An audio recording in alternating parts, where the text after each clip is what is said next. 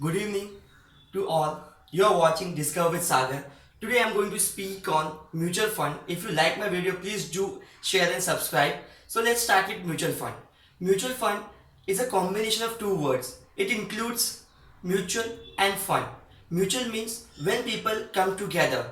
Fund means when people come together to invest their own money. So now mutual fund means people come together to invest their own money to invest in stocks or bonds.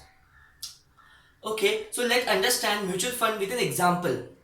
Now there is one baker who is making 1,000 kg of cake, and that cake is made of different ingredients, and these ingredients are combination of stock and bonds. All these ingredients come together becomes a portfolio. The investors fund is managed by the professional fund manager. He or she deposits the funds of investor in different sectors and industries. He or she invests some amount of money in some of the company's equities and some debt of some other companies, because in the market the profitability is not very much defined.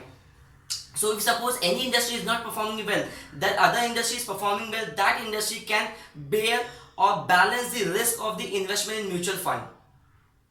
Okay, now the every mutual fund holder who invests in mutual funds gets a unit, and each unit has its net asset value, and the investors, those who invest in mutual funds, are called as unit holders.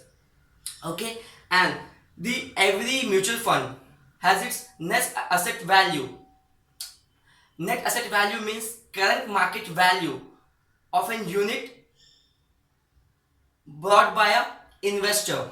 Okay, then mutual fund is a combination. Mutual fund and the amount of investment or a unit investor can have is totally depend upon two factors, that is number of unit or she has buy, or total amount of investment he or she can make.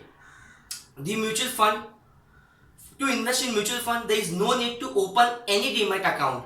Just to an investment you require to do a eKYC of any of the bank, or you can do it from any asset management company. Okay, so mutual fund combines three funds. First is equity fund, second one debt fund, and third one is balance fund.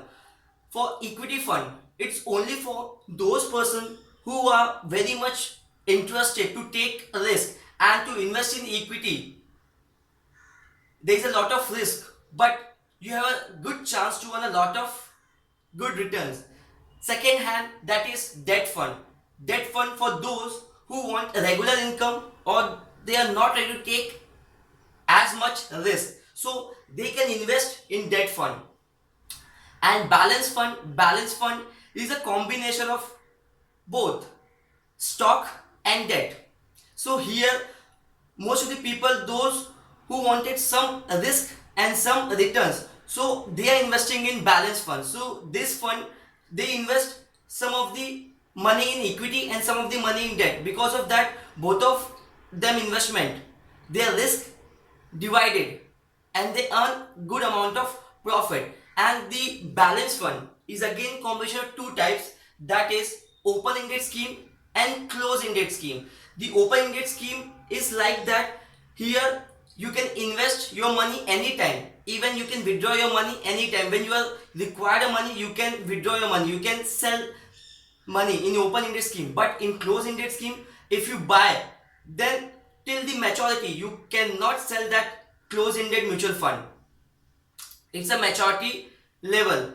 After maturity level is expired, then you can sell close ended fund. So open ended fund has its own advantage. You can sell anytime, you can buy anytime, there is no restriction on it. So thank you for watching my